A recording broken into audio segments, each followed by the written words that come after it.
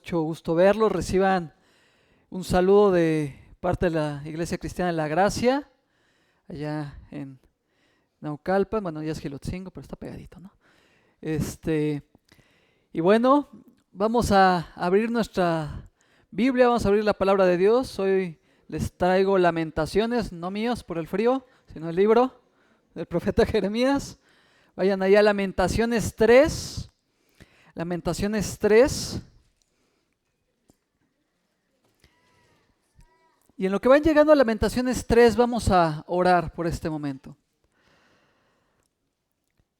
Padre, te damos gracias por que, como decía este bello canto que nos ministraron hace un momento nuestros hermanos, prevaleceremos por tu palabra, venga lo que venga, por tu promesa, porque tú eres nuestra esperanza. Sin embargo, sabemos que esto no cambia, que viviremos momentos de dificultad, momentos de dolor, donde nos veremos tentados equivocadamente a pensar que tu soberanía no está en acción.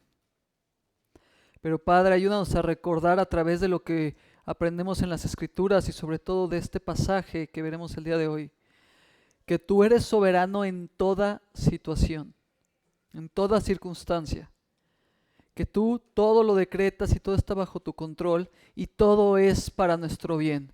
Aun las cosas que a nuestros ojos pudieran parecer terribles, dolorosas, malas, tú estás encaminando todo para nuestro bien y para tu gloria. Ayúdanos a entender esto el día de hoy, y si hay alguien que precisamente está batallando con que no encuentra tu voluntad como buena, agradable y perfecta, con que no encuentra tu soberanía como un deleite, pueda ser ministrado por tu palabra.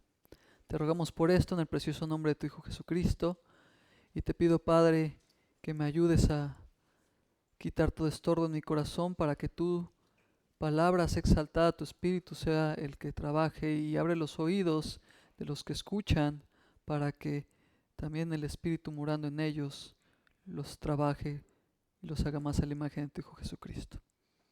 En el nombre precioso de nuestro Salvador. Amén.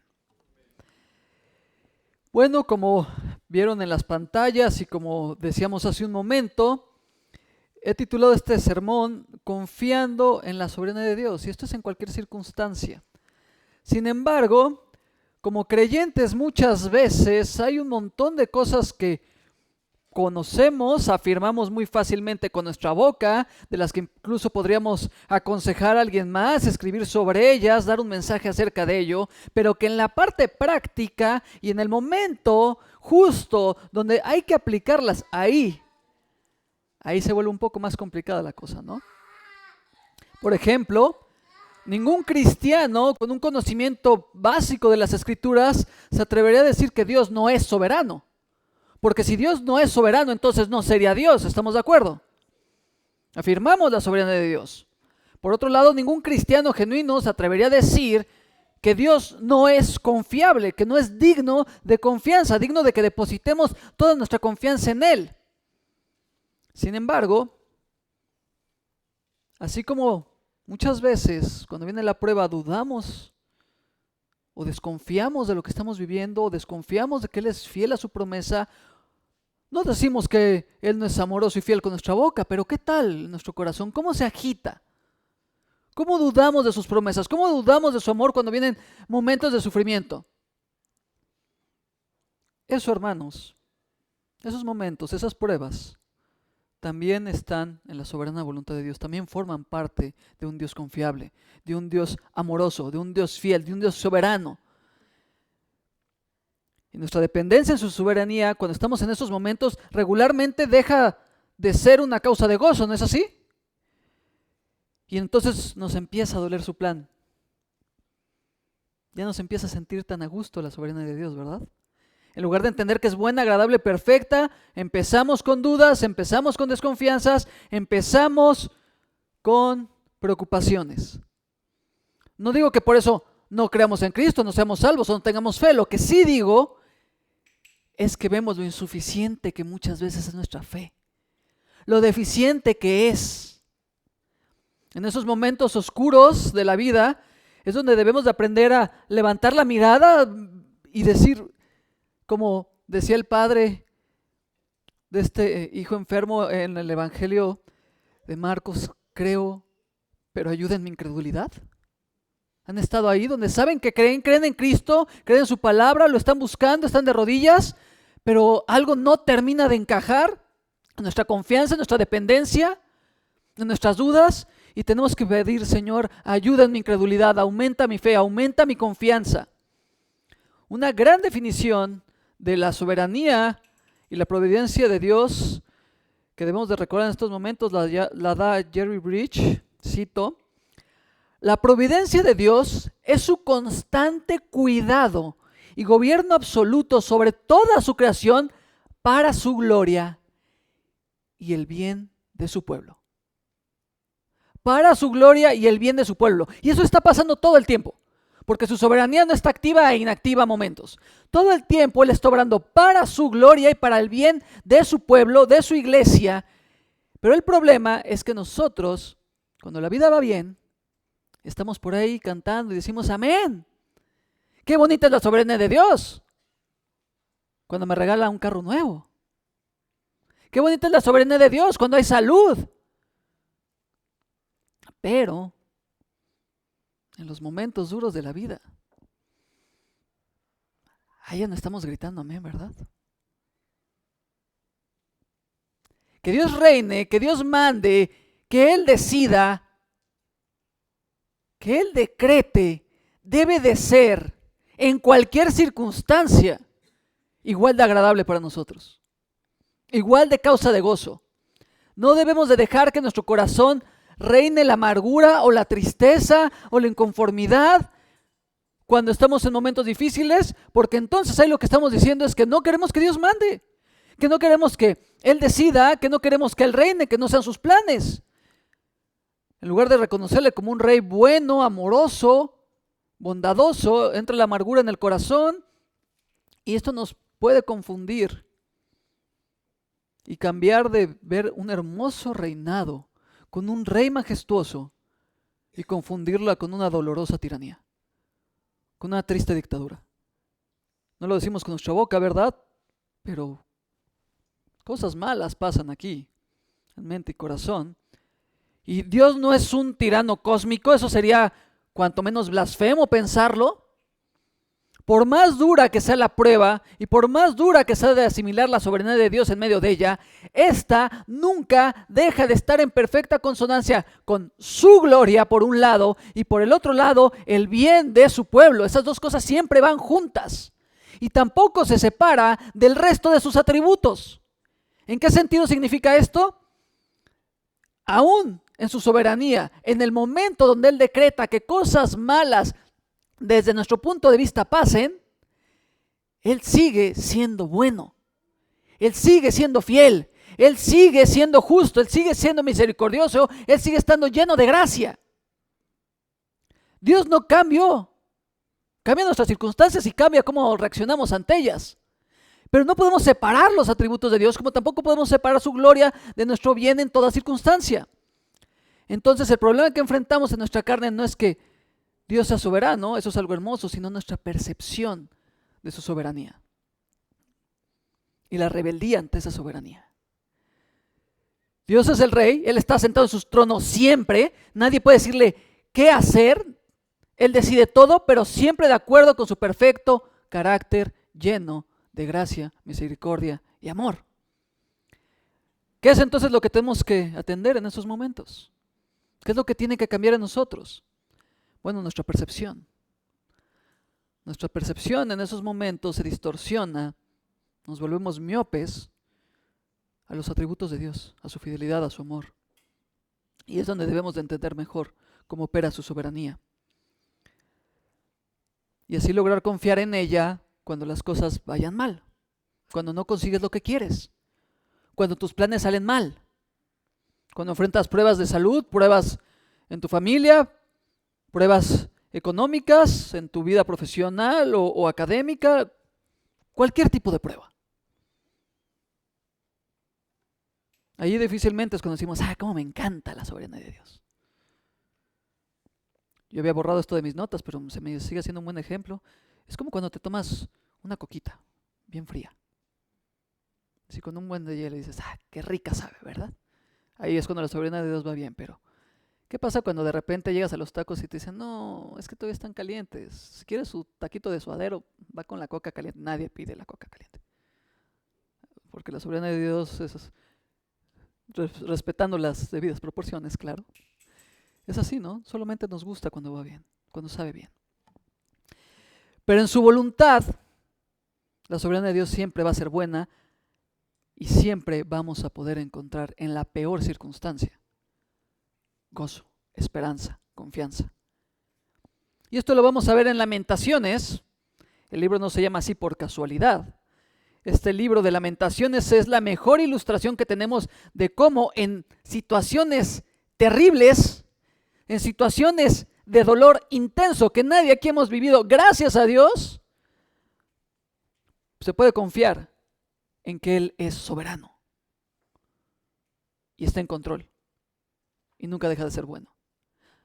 El libro de Lamentaciones nos enseña el correcto enfoque de cómo abrazar su soberanía en medio del sufrimiento.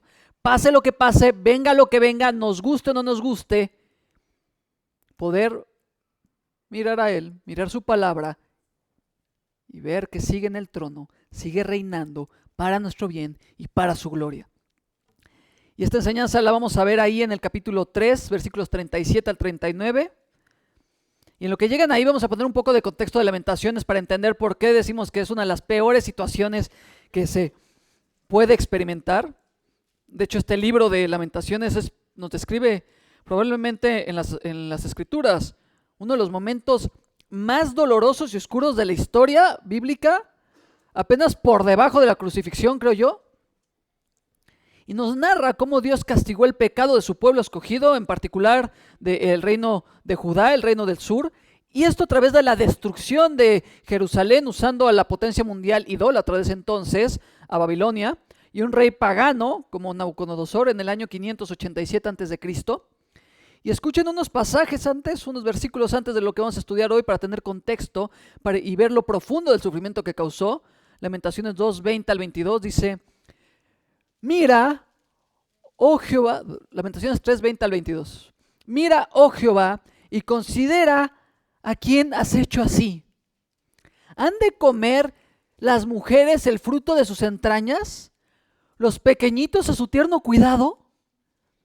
¿Han de ser muertos en el santuario del Señor el sacerdote y el profeta? Niños y viejos yacían por tierra en las calles. Mis vírgenes y mis jóvenes cayeron a espada. Mataste en el día de tu furor, degollaste, no perdonaste. Has convocado de todas partes mis temores, como en un día de solemnidad. Y en el día del furor de Jehová no hubo quien escapase ni quedase vivo. Los que crié y mantuve, mi enemigo los acabó.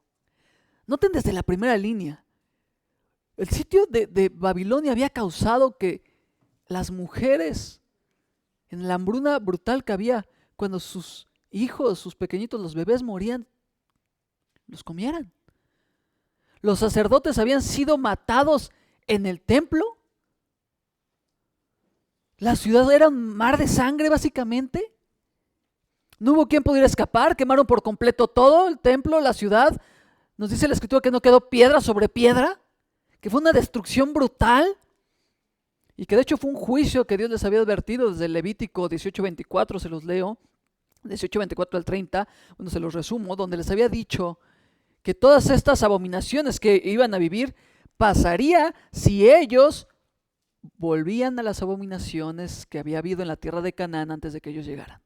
Si ellos se volvían a los ídolos cuando les estaba entregando la tierra, o si se vuelven a comportar como los que estaban en esta tierra antes de ustedes, en la nación de Israel, los voy a vomitar de esta tierra.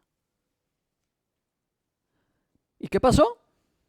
Hicieron exactamente eso, se comportaron exactamente igual que el resto de las naciones, pecaron, cometieron estas abominaciones, especialmente cayeron en idolatría, y por más que el Señor les estuvo mandando y mandando profetas una y otra vez para que se arrepintieran, para que se apartaran de los ídolos, siempre terminaban rechazando a los profetas y volviendo una vez más a los ídolos. Y así durante años tras años tras años, hasta que el Señor pierde la paciencia. Se acabó. ¿Quieren ídolos? Aquí están. Contra ustedes, los idólatras babilonios, que eran la nación más idólatra que había en ese entonces, esos vienen a destruir el templo del Dios único y a destruir a su pueblo y a llevárselo cautivo a los sobrevivientes a Babilonia. Una nación que, como decíamos, misticismo, adivinación, toda clase de religiones oscuras, ídolos. Ellos hasta podrían preguntarse, ¿cómo nos destruyen los babilonios, los más idólatras, y ellos son todavía peor que nosotros? ¿Cómo nos vienen a juzgar ellos si son peor que nosotros? Ellos podrían llegar a preguntarse incluso si la soberanía de Dios no estaba en acción en este momento. Dios, ¿cómo puedes mandarnos a ellos a castigarnos por la idolatría si ellos son peores? O dirán una frase, como tantos de repente dicen, es que esto no es de Dios. Mira, estos idólatras, Él no nos podría haber mandado a estos. Pero no. En este contexto tan desgarrador, el profeta Jeremías escribe en Lamentaciones que Dios decretó y es soberano de todos estos sufrimientos que estaban viviendo, sin justificar en ningún momento a Dios por ser soberano. Y por todas las perspectivas que abordemos, de hecho, este libro de Lamentaciones, nosotros encontramos que el sufrimiento era intenso. Ahorita ya vimos la descripción de lo que están viviendo, su contexto histórico, pero también en su estructura gramatical vemos cómo se quiere enfatizar muchísimo el sufrimiento que estaban viviendo.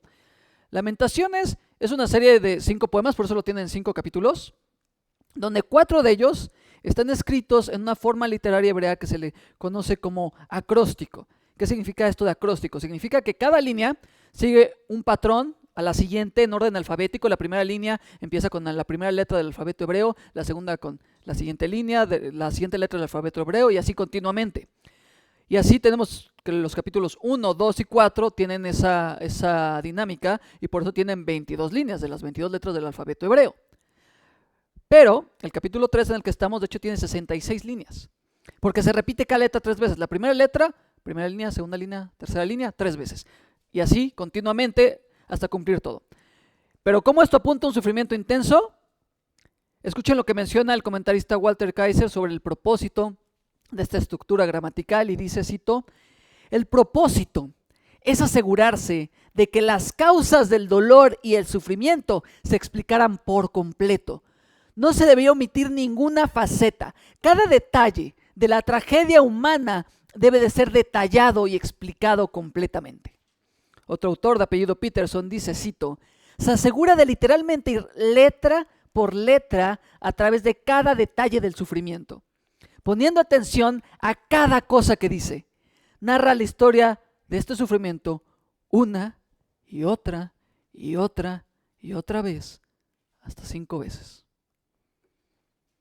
Pero no solo en su estructura gramatical y en su contexto histórico nos habla de sufrimiento aquí, de un sufrimiento terrible, sino que además, esto es un funeral. 3 de los 5 poemas son canciones fúnebres, es decir, poemas escritos con la estructura hebrea que cantaban durante los funerales. La tradición hebrea tenía estos cantos en sus funerales donde empezaban con la palabra eka en hebreo, que se puede traducir básicamente como con la palabra ¿cómo? Haciéndose la pregunta dolorosa.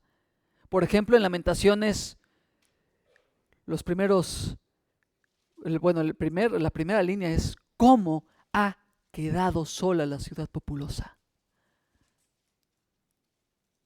Luego en Lamentaciones 2.1, ¿cómo oscureció el Señor en su furor a la hija de Sión? Luego Lamentaciones 4.1, ¿cómo se ha ennegrecido el oro? ¿Cómo el buen oro ha perdido su brillo? Está siguiendo la misma estructura de lo que hubieran cantado en un funeral. Y es que claro, después de lo que leímos, esto era un funeral. De hecho, eran varios. Entonces este libro, tanto en su trasfondo histórico, como en su estructura gramatical, como en su estilo literario, lo que está haciendo Lamentaciones es un profundo énfasis en el brutal sufrimiento que Dios trajo a su pueblo por desobedecer, siendo soberano Él. Por eso es tan relevante que encontremos dentro de Lamentaciones no una justificación a Dios, no decir esto no es de Dios, sino una afirmación contundente de confianza en que Dios es soberano en medio de una situación así de desgarradora. Porque la idea es que el sufrimiento está ordenado y dirigido por un Dios santo, justo y misericordioso. Y estas no las podemos separar. El pasaje no separa el sufrimiento de un Dios misericordioso y justo. Dios reina soberanamente en todo momento, incluso sobre las etapas más oscuras de tu vida. Y en esta iglesia, en todas las iglesias y todo creyente alrededor del mundo, en estas sillas en este momento, o has estado en una situación así de oscura, donde ya no encuentras ningún espacio a la vida, o le estás ahora mismo, o la vas a estar. Y no va a ser una sola vez. Vamos a estar ahí, unas cuantas, varias veces, las que el Señor determine para cada uno. Y ahí debemos de recordar nuestro sufrimiento personal, lo que dice Lamentaciones 3, versículos 37 al 39, donde nos vamos a concentrar después de esta nada breve introducción. Lamentaciones 3, versículos 37 al 39 dice: ¿quién será aquel que diga que sucedió algo que el Señor no mandó? ¿De la boca del Altísimo no sale lo malo y lo bueno? ¿Por qué se lamenta el hombre viviente? Laméntese el hombre en su pecado. Y en este pasaje vamos a ver tres verdades que nos ayudan a confiar en la soberanía de Dios en toda circunstancia.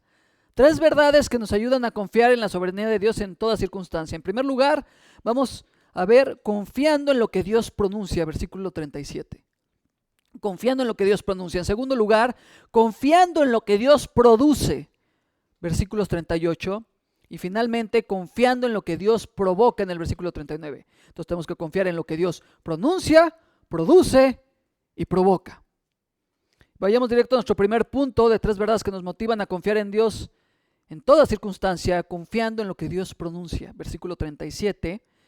Y como vimos en los versículos anteriores al 37, Él está narrando el mucho dolor que está sucediendo en ese momento, pero poco a poco, para llegar a este versículo 37, va levantando la mirada para empezar a tener la perspectiva correcta, voltea a Dios y entiende que lo que Él pronuncia, lo que Él decreta, es lo que sucede y que nosotros debemos de afianzarnos y tener confianza en ello. De hecho, es cuando va levantando la mirada poco a poco que pronuncia tal vez las palabras más esperanzadoras y bellas de este libro, versículos 21 al 24, un poquito más arriba. Esto traigo a mi corazón, dice.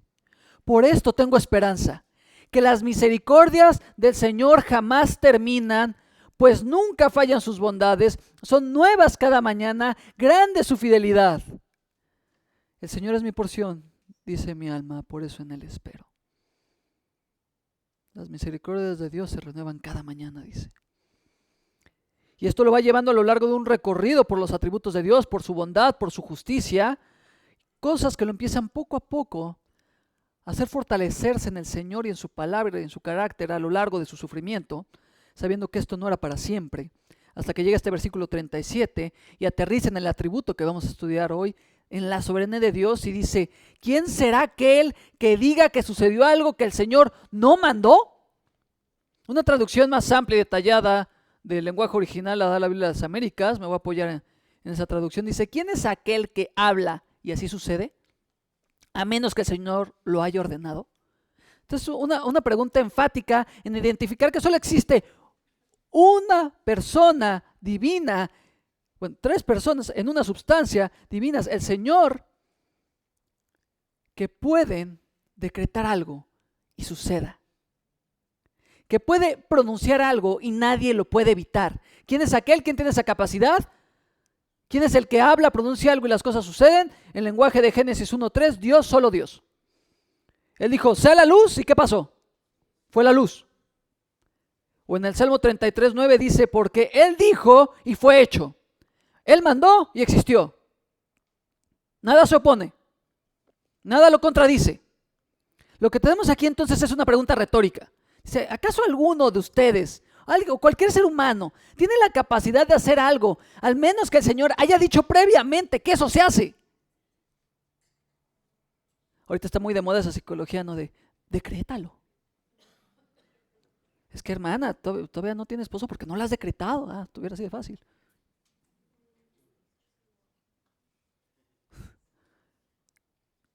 No, aquí la idea es que solo Dios tiene esa prerrogativa divina nadie más. Ninguna persona está al nivel de con simplemente expresar algo que esto suceda. Nadie. Ni siquiera la mamá más enojada hablándole a sus hijos. Cuando le grita bien enojada, ven para acá quitándose la chancla, no, luego ni así hacen caso. Nabucodonosor, con su ejército, decidió que iba a sitiar Jerusalén hasta tomarla y que iba a matarlos de hambre, que iba a asesinar desde príncipes, sacerdotes, bebés, mujeres, y que se iba a llevar cautivo a los que él decidiera, según él decidiera, según él. Porque esta en últimas no fue una decisión de Nabucodonosor. Esto pasó ante el trono del rey de los cielos antes de bajar al trono del rey de Babilonia. Esta no fue una decisión de Nabucodonosor, esto fue Dios decretando algo y permitiendo circunstancias para que Nabucodonosor lo hiciera. Está bueno ese nombre para un hijo. Si Dios lo hubiera querido o no lo hubiera querido, esto no hubiese pasado así. Él nunca se hubiera fijado en Jerusalén, se hubiera ido para otro lado, hubiera buscado otro reino. No es que Dios lo permitió, es que Dios lo ordenó. Y a veces esta es una pastilla difícil de tragar en los momentos duros, ¿no? ¿Por qué el Señor permitió que me pasara esto? No, el Señor lo mandó. Más difícil aún. Nabucodonosor y los babilonios pensaban, nosotros estamos haciendo esto. Probablemente muchos judíos pensaban, son los babilonios, Dios no nos podría estar haciendo esto. No. Lamentaciones 3:37 dice muy claro, ¿quién es el que habla? Y así sucede, a menos que el Señor no lo haya, ¿qué? ¿Permitido? No, ordenado. Jerusalén estaba siendo destruida porque el Dios soberano así decidió que sucediera. Solamente puede haber un soberano, solamente uno tiene esta prerrogativa y él en esa prerrogativa decidió castigar a su pueblo a través de estas circunstancias. Y en cada lugar, en cada tiempo, en cada nación, en cada milímetro del universo, solamente hay uno, el Señor. Y la palabra Señor que se usa aquí es muy importante, porque de hecho es la palabra Adonai. Ustedes saben, recordarán que hay distintos nombres para Dios en las Escrituras que nos están refiriendo a ciertas partes de su carácter. Y aquí, cuando usa la palabra Adonai, se describe como el soberano absoluto, el superior por encima de todos, el único Dios, el único que posee y decide absolutamente sobre todo. La autoridad única de la creación, el que tiene no la última palabra, sino la primera y la última palabra. Él tiene todo bajo su control. Entonces aquí se está resaltando, ¿quién puede hacer algo? Al menos que el Dios soberano, que está por encima de absolutamente todo, que controla cada milímetro, no lo haya así pronunciado, ordenado, decretado. La palabra ordenado o mandado aquí también se puede traducir como lo haya inducido o obligado a suceder, lo haya forzado a que suceda. Entonces, en una instancia terrenal, Nabucodonosor y los babilonios estaban siendo movidos por su codicia, por su hambre de poder, de tierras, pero en el escritorio divino estaba pasando un decreto totalmente diferente. Dios estaba ordenando que los babilonios fuesen un instrumento para cumplir su promesa de juicio contra su propio pueblo por haber desobedecido tantos años y por no haberse sometido a él, abandonando los ídolos. Entonces, en nuestro primer punto de 3 verdades que nos ayudan a confiar en la soberanía de Dios en toda circunstancia, nos enseña algo que nos debe de mandar de rodillas, hermanos. No se trata de nuestra voluntad para que las cosas pasen. Cuando fueron buenas, no se trató de nuestros méritos, ni de nuestra voluntad. Y cuando son malas, tu voluntad no te va a sacar de ellas, solo Dios. Es más, tu voluntad no importa. A nadie le importa tu voluntad, tampoco la mía, a nadie le importa. Porque dicha voluntad, en últimas, a la luz de este pasaje, no existe. Mientras nosotros creemos que en nuestra voluntad las cosas se hacen porque somos tan persuasivos, tan inteligentes, tan creativos, tan capaces, tan trabajadores y lo que le quieran agregar de atributos que pensemos que tenemos, Dios nos enseña que las cosas se hacen única y exclusivamente en su soberana voluntad, porque Él es el poderoso, el Señor, el soberano, el que determina, el que pronuncia y se hace. Él es el Señor. Pero entonces, ¿qué pasa una vez más? Cuando las cosas no salen como nosotros queríamos, planeábamos o esperábamos. Y aquí vale la pena pensar en los momentos más duros. Tener un corazón un poco sensible en esos momentos donde la gente realmente está sufriendo por abrazar la soberanía del Señor. Que la vida duele tanto que explicar que las cosas salieron como Dios quiso suele ser muy difícil de entender. Pero debemos de abrazarlo. En los momentos más oscuros, en los rincones más oscuros de nuestra vida, debemos de recordar que un Dios bueno y amoroso fue el que lo decretó para nosotros. Que Él lo pronunció y así pasó. Y si tan solo entendiéramos esto en esos lugares, tal vez dolería un poco menos. Porque dejaríamos de querer arrebatarle a Dios el único derecho que Él tiene a decidir. Y reposaríamos en las manos del soberano. Podríamos decir, tal vez, Señor, no entiendo esto, no comprendo, ya no puedo, sácame de aquí. Van días, semanas, meses, años, Señor, no salgo de esto, por favor, ayúdame. Descansando en que Él es soberano y que hasta donde Él diga, como Él diga. ¡Wow! ¿No es mejor esto acaso que estar peleando con la soberanía de Dios? Digo, igual vas a tener que pasar por esos lugares y esos momentos. Igual vas a vivir eso. La pregunta es, ¿de qué modo? Si Él es soberano, Él decretó y va a suceder y tú vas a atravesar por ese valle de sombra de muertes, haciendo alusión al Salmo 23.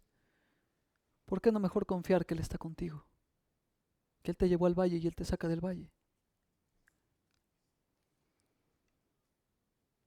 Dejemos de pensar en nosotros mismos y nos diríamos, ya supéralo, Dios es el soberano. Y así dejaría de ser una pastilla difícil de tragar y se convertiría en un bálsamo para nuestras almas, la soberanía de Dios. ¿Qué hace la diferencia entre estas dos ideas? En la forma práctica, confianza más grande en Dios y sus promesas. Una fe más grande en su fidelidad que va a cumplir sus promesas. Ser trabajados por Dios, ayudados en nuestra incredulidad. Confiar en la soberanía de Dios y en sus decretos convierte las pruebas de una pastilla difícil de tragar en una hamaca donde nos podemos poner a descansar. En la playa que les guste. Pero hay que confiar en la soberanía de Dios. Como decía Charles Spurgeon, cito, no hay atributo más reconfortante para sus hijos que el de la soberanía de Dios. Bajo las más adversas circunstancias y las pruebas más severas, ellos creen que la soberanía de Dios los gobierna y que los santificará a todos. Para ellos, no debería de haber nada por lo que luchar más celosamente que la doctrina del señorío de Dios sobre toda la creación. El reino de Dios sobre todas las obras de sus manos, el trono de Dios y su derecho a sentarse en él mismo. ¿Ven? La soberanía de Dios no debería de ser algo que nos incomode, sino algo que nos goce. Y hay que rogar al Señor que nos ayude a confiar en Él y su soberanía y su fidelidad en medio de esto, no solamente abrazarla como una doctrina, porque ese es el problema. El problema es que podríamos hablar muchísimo de ella en términos teológicos, bíblicos, memorizar pasajes, pero si solo lo vemos como una doctrina y no como una confianza y una certeza en nuestras vidas, en los momentos difíciles, y trabajamos cuando hay momentos tranquilos en fortalecer esa fe para cuando llegue la prueba, si no estamos constantemente convirtiéndolo en algo vivencial, entonces no vamos a poder abrazar su voluntad en medio del dolor. Y eso solo pasa cuando nos exponemos a las verdades de las Escrituras. Por favor, acompáñenme al Salmo 119, 50 al 56, y dejen un marcador ahí en Lamentaciones. Pero quiero que leamos un pasaje que nos muestra cómo enfocarnos en la palabra de Dios, aferrarnos a sus promesas, aferrarnos a sus decretos, aferrarnos a su ley. Es lo que nos ayuda a ver de una forma muy distinta el sufrimiento. Salmo 119, 50 al 56 dice, refiriéndose a las Escrituras, ella es mi consuelo en mi aflicción, porque tu dicho me ha vivificado. Los soberbios se burlaron mucho de mí, mas no me he apartado de tu ley. Me acordé, oh Jehová, de tus juicios antiguos, y me consolé. Horror se apoderó de mí a causa de los inicuos que dejan tu ley. Cánticos fueron para mí tus estatutos en casa donde fui extranjero. Me acordé en la noche de tu nombre, oh Jehová, y guardé tu ley. Énfasis aquí, estas bendiciones tuve porque guardé tus mandamientos. Y eso dices, espera, ¿qué? Dice que estaba afligido, que se burlaban mucho de él, que horror se había apoderado de él, que había indignación en él, que no tenía sentido de pertenencia, pues se sentía como extranjero y que tiene un montón de sufrimientos. Y al final dice, estas bendiciones tuve porque guardé tus mandamientos. ¿A qué se está refiriendo por bendiciones? A todas estas aflicciones. ¿Y cómo es que pudo tener la perspectiva correcta? ¿Cómo pudo ver como bendiciones estas pruebas? Fácil, se aferró a los dichos, a la ley, a los juicios, a los cánticos, todas las formas en las que describe la palabra de Dios. Y digo fácil en cómo está escrito. Pero ¿cómo tenemos que aferrarnos a esto? Hasta que no sea tan difícil de entender en la práctica. En el aguijón está el antídoto, hermanos. El mismo que pronunció nuestros sufrimientos, el mismo que su palabra decreta nuestros sufrimientos, lo que Él dice se hace, es el mismo que pronunció su palabra escrita en nuestras Biblias para consolarnos. Wow. En cada situación que vivamos, en cada evento que se presente en nuestras vidas, fácil o difícil, recordamos que Dios la pronunció para que la viviéramos, pero Dios también pronunció su palabra para que allí nos consoláramos. Déjame decirte algo, hermano, muy importante. Si te estás quedando dormido, pon atención a esto y si quieres después puedes volver a tu pestañita. Pero no vas a encontrar consuelo en medio de tu sufrimiento, en ninguna persona, en ningún lugar, en ningún remedio, si no es en la palabra de Dios. Lo único que te va a levantar en esos momentos es ir ante el Señor y frente a su palabra. Lo que me lleva al segundo punto de 3 verdades que nos ayudan a confiar en la soberanía de Dios en toda circunstancia, y es que tú debes de confiar en lo que Él produce en el versículo 38. No solo debemos de confiar en que Dios lo ha pronunciado para que suceda, en que lo ha decretado así, sino que debemos de confiar que sea lo que vivamos, fácil o difícil, Él lo produjo. Dice el versículo 38, ¿de la boca del Altísimo no sale lo malo y lo bueno? Esta afirmación debe ser entendida más como eso, como una declaración y no como una pregunta. De la boca del Altísimo viene lo malo y lo bueno. La palabra Altísimo aquí es otro título de Dios distinto al que vimos.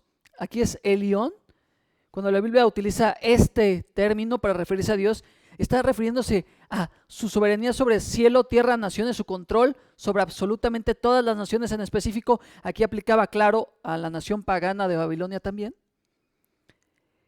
que está en un estado tan superior a toda la creación que puede actuar con ella, interviniendo, utilizando a cada nación como Él quiera, simplemente con así quererlo y decretarlo en su palabra. Entonces es de la boca del soberano del cielo, de la tierra, que controla las naciones, el que decreta tanto lo malo como lo bueno. Y alguien podría aquí preguntarse, espera, ¿vamos a decir que Dios hizo que cosas malas pasaran? Sí. Este pasaje, como algunos otros, como Isaías 45, 5 al 7 o Amós 3, 6, son un misil porque nos enseñan que el Dios bueno, santo y justo trae los acontecimientos de este mundo no solamente buenos, sino también aquellos que redundan en cosas malas. Pero es importante mencionar que por el contexto de estos pasajes que acabo de citar y por la evidencia bíblica respecto al carácter santo de Dios, que es perfectamente santo, santo, santo, Él ni ejecuta este pecado, ni es responsable de este pecado, sino que Él trae eventos o una serie de eventos que derivan en ese mal para sus propósitos.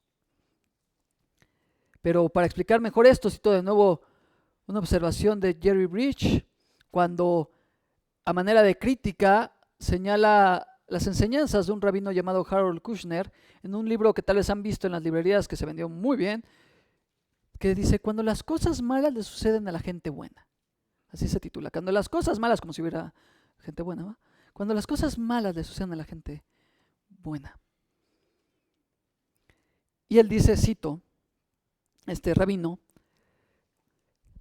Dios desea que el justo, de nuevo como si hubiera uno, Dios desea que el justo disfrute una vida pacífica y feliz. Pero a veces, incluso él, no puede hacer que eso suceda y le es muy difícil evitar la crueldad y el caos que reclaman la vida de sus víctimas inocentes. ¿Qué? Veces en las que Dios no puede evitar que algo suceda, veces en las que le es muy difícil que haya caos y crueldad, evitarlo. Ese rabino siquiera leyó la Biblia, leyó la Torá, el Antiguo Testamento. Y como bien responde Jerry Bridge ese argumento, este hombre está exponiendo una filosofía falsa de que Dios es bueno pero no soberano, porque se está disputando entre reconocer que Dios es bueno y soberano o, por el otro lado, querer justificar a Dios desde una perspectiva terrenal, pintando un Dios que nos quiere mucho pero no puede cuidarnos. ¿Qué clase de Dios es ese? ¿No es el Dios de las Escrituras? En todo esto menciona y cito: todos, creyentes y no creyentes, experimentamos ansiedad, frustración, dolor, decepción. Algunos sufren intenso dolor físico y tragedias catastróficas. Pero lo que debería distinguir el sufrimiento tanto de los creyentes como de los que no lo son es la confianza en que nuestra adversidad está bajo el control de un Dios todopoderoso y amoroso. Nuestro sufrimiento tiene significado y propósito y en su plan eterno, y Él trae a nuestra vida solo lo que es para su gloria y para nuestro bien. ¿Recuerdan que hemos estado mencionando estas dos cosas? Solo lo que es para su gloria y para nuestro bien. Entonces, resumiendo aquí, cuando pregunta el versículo 38, ¿de la boca del Altísimo no sale lo malo y lo bueno? La respuesta es sí, ambas cosas. Y en ninguna manera nos enseña que el origen de la maldad sea Dios, sino que Dios orquesta circunstancias donde el hombre y el mundo actúan de maneras malvadas, de maneras crueles, de maneras que dañen, para sus fines gloriosos y en últimas buenos para nosotros. Entonces bien podría decir aquí, no sale de su boca lo bueno y lo que tú no sabes que es bueno, aunque lo percibas malo, pero siempre es bueno. Los judíos estaban sufriendo terribles males, como vimos desde la perspectiva terrenal. De hecho viene en plural en el original, no dice malos, sino males. Porque Dios es tan soberano que decidió colocar a los pecaminosos babilonios en contra de su pueblo para ejercer juicio y de este modo seguir siendo impecable Él y al mismo tiempo seguir siendo justo. Vean, es tan soberano que no solamente decidió que la nación sufriera, decidió hasta por la mano de quién sufriera para dejarlos asqueados de tantos ídolos. Y de nuevo, no necesitamos justificar en ningún momento a Dios, no necesitamos bajarlo de su trono. La Biblia es clara, el Señor decreta todos los eventos, buenos o malos, sin ser responsables del pecado, sino responsable aquel que lo comete. Y aunque nuestra mente finita no podemos lograr entender cómo funciona por completo esto, yo lo creo. ¿Y saben por qué lo creemos? Porque la Biblia así lo enseña tan fácil. Porque Dios así lo enseña y Él no miente. Dios no necesita ni nuestro entendimiento ni nuestro permiso para traer un evento de calamidad a nuestras vidas y aún así Él mantenerse absolutamente puro, santo, justo, bueno y sin pecado. Así fue para el pueblo judío cuando pecó y no se arrepintió y entonces ahora estaban siendo destruidos. Nabucodonosor era responsable, el pueblo judío era responsable de haber pecado de idolatría por siglos y Dios no era culpable de absolutamente nada. De igual forma que pasa contigo y conmigo. Él con su palabra soberana decreta lo que a Él le place y ha de suceder y sucede, me venga bien o me venga mal. O te vaya de cualquier manera, decía la canción, ¿no? Solo los más viejitos, como aquí mi hermano, lo entendieron. Me refería a Raúl. ¿O acaso vamos a alegar con Dios cuando Él hace lo que le plazca? ¿Cuando Él está en su trono? ¿Podemos alegar con Dios? ¿Podemos tacharlo de injusto, de cruel, de incomprensivo? ¿O responsabilizarlo por la maldad? Diremos, Señor, ¿por qué usas a gente malvada para cumplir tus propósitos? De hecho, eso sería anticristiano. Eso sería anticruz. Si tú estás batallando con entender cómo Dios, un Dios bueno y justo, acomoda circunstancias para que cosas malas sucedan y esto en último redunda en su gloria y en tu bien, solamente tienes que hacer una cosa. Mira la cruz. Pensemos de este modo. Señor, ¿por qué usaste la maldad de Caifás y de los demás sacerdotes para acusar injustamente a Jesús? Eso fue algo malo, ¿no? Eso fue algo cruel. ¿Por qué usaste a los soldados para que lo torturasen brutalmente, azotándolo hasta despegar la piel de su espalda?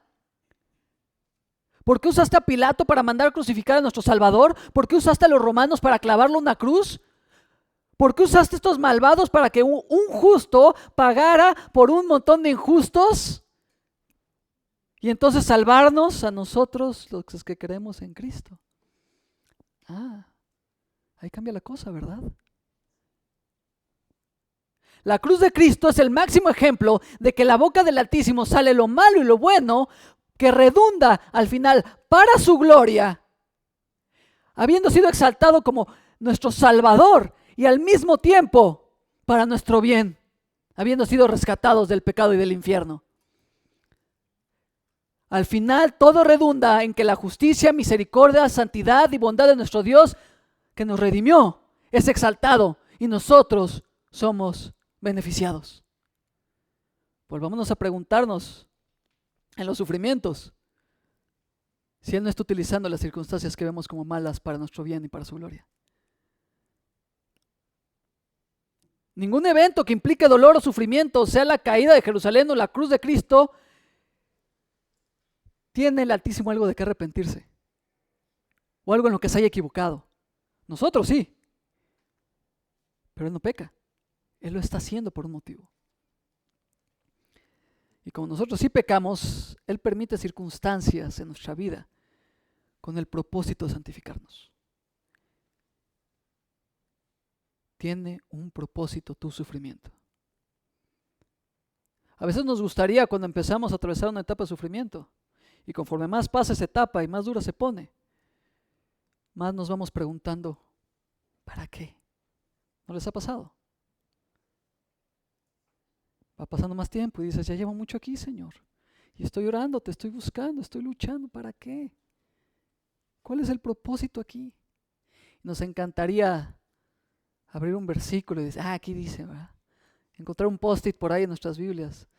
Mira, va a pasar así, así, así. La bendición que viene después es esta. Eso no es fe.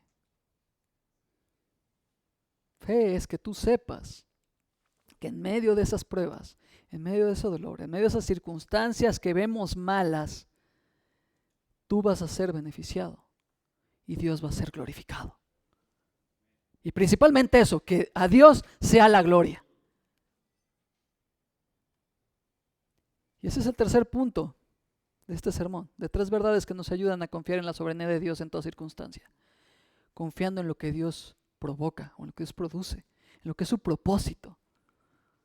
Tomaron nota de la cita que he estado dando una y otra vez de Jerry Bridge, que dice, nuestro sufrimiento tiene significado y propósito en su plan eterno y Él trae a nuestras vidas solo lo que es para su gloria y nuestro bien. En este caso, el bien que quería hacer a su pueblo era llevarlos a arrepentirse para poderlos limpiar y santificar.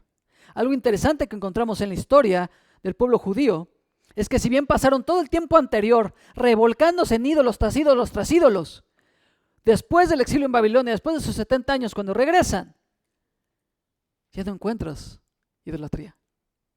Tenían otros pecados y el Señor se los reprende en el Nuevo Testamento.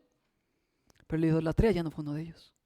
La egolatría estuvo muy presente, pero la idolatría ya no. Ya no levantaron más ídolos. El Señor los quería santificar. Versículo 39 dice: ¿por qué se lamenta el hombre viviente? Laméntese el hombre en su pecado. El Señor, como dijimos, les había enviado profetas uno tras otro, los habían matado. Está escribiendo un profeta al que nunca escucharon, Jeremías. Básicamente el Señor le dijo: vas a ir, vas a predicar esto y nadie te va a escuchar. Por si alguien se quiere quejar de que en su trabajo luego sugieran algo y nadie los escuche. Este sí era un trabajo. Pero los mataban, los rechazaban, no se arrepentían. Decían: el juicio viene, arrepiéntanse, no lo hacían. Pero ¿cuál es el énfasis de que haya mandado tantos profetas y de que haya escrito todo esto? Él quería el arrepentimiento de su pueblo, él anhelaba su arrepentimiento, que cambiaran, que le sirvieran únicamente a él, que se deleitaran en él. Y que Dios tenga un propósito bueno, amoroso y justo, de que tú seas santificado y de que te deleites en él y le sirvas solamente a él, es la maravilla más grande de la soberanía de Dios. Que en medio de cualquier circunstancia, su voluntad sea que tú tengas más comunión, más íntima, más cercana, más bella, más satisfactoria, que produzca un canto en tu corazón de alabanza. Eso es la maravilla de la soberanía de Dios en las pruebas. Y esta podría ser la conclusión de cómo se debe responder a la soberanía de Dios. Y es por eso que los judíos aquí no debían de quejarse, dice el texto. ¿Por qué se lamenta el hombre viviente? Esta palabra lamento significa, ¿por qué se queja? ¿Por qué expresa descontento? ¿Por qué tiene disgusto? ¿Por qué está infeliz? No es un lamento de dolor normal que alguien podría tener en el sufrimiento, sino que es un reclamo. No está diciendo: ay, qué dolor, qué pena. No. Está reclamando, está reprochando. Dice: ¿por qué se atreve a reprocharle a Dios algo? ¿Por qué se rebela todavía contra el trato de Dios? Y aquí hay un énfasis que hace. Dice: el hombre viviente. Está enfatizando: quedaste vivo. A ver, compadre, ¿no te mató Dios en su ira? ¿No perteneces a esos que formaron todo un río de sangre de la ciudad? A ver, criaturita, ¿qué no te das cuenta? Los bebés murieron, las madres se comían a sus hijos de hambre, las mujeres eran violadas, los príncipes eran llevados presos, los sacerdotes eran asesinados. ¿Y tú que todavía estás vivo para arrepentirte, vienes y te quejas? Que Dios haya permitido que una parte del pueblo judío sobreviviera y se fuera al exilio ante semejante crueldad y destrucción era una oportunidad, una más dentro de todas las que le dio, de arrepentirse. Por eso continúa diciendo: laméntese el hombre en su pecado, o en otras versiones se traduce: sea valiente frente a su pecado. Aquí Jeremías, si se fijan, no le pone azúcar a esto. No lo endulza, no te dora la píldora. No dice: sí, fue tan duro lo que estás viviendo. Te entiendo, sí. Quejarse está bien porque la has pasado muy mal, ¿no? Él agarra y dice: ponte valiente ante tus pecados. Los hiciste, asúmelos. Y el punto de la exhortación aquí es: si el sufrimiento vino de que el pueblo estuviera pecando una y otra vez en contra de Dios, no vengas a culpar a Dios cuando tengas consecuencias. Es básicamente sé que te estás pasando mal, pero recuerda que tú te lo buscaste. No vengas a culpar a Dios. ¿Cuántas veces no pasa así? ¿Por qué estoy viviendo esto? No sé, vete a orar y pregúntatelo tú. Básicamente le está diciendo: no vengan a quejarse de su sufrimiento cuando ustedes fueron los que no quisieron arrepentirse. Sean valientes, háganse responsables de su pecado, asuman las consecuencias de su pecado y arrepiéntanse ahora. Porque eso era lo que tenía Dios como propósito: arrepentimiento. ¿Y qué es el arrepentimiento sino el cambio de vida, cambio de forma de ser? El darle la vuelta al pecado y volvernos al Señor. Y escucha, del mismo modo que la soberanía de Dios, pese a cualquier circunstancia, sea cómoda e incómoda, haya alegría o dolor, tiene el propósito de que la gloria de Dios sea exaltada. Del mismo modo, tiene el propósito de que nosotros, como hijos de Dios, seamos muy diferentes, seamos santificados, seamos transformados.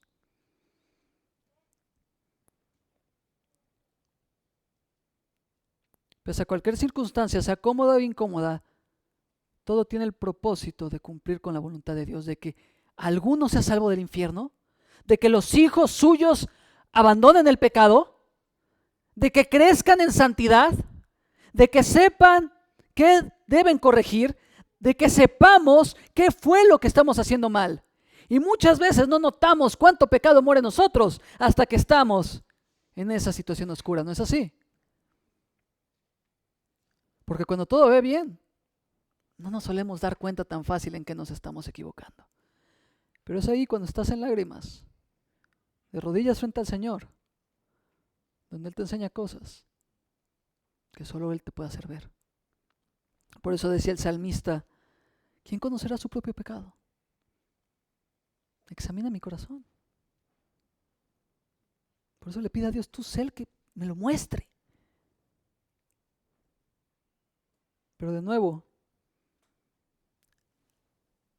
seamos tiernos en los sufrimientos de los hermanos.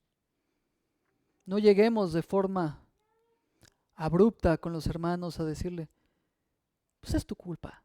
Claro que lo sabe. Si no lo sabe, sí díganselo, pero normalmente lo sabe. Lleguemos también con este consuelo.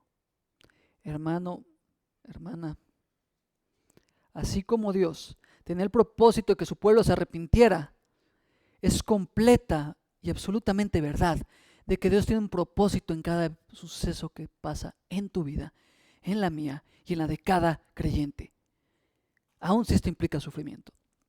Porque en la soberanía Él acomoda todos los eventos, malos o buenos, para conducir a sus hijos a una relación más íntima, más santa, más obediente, más a la imagen de su Hijo Jesucristo.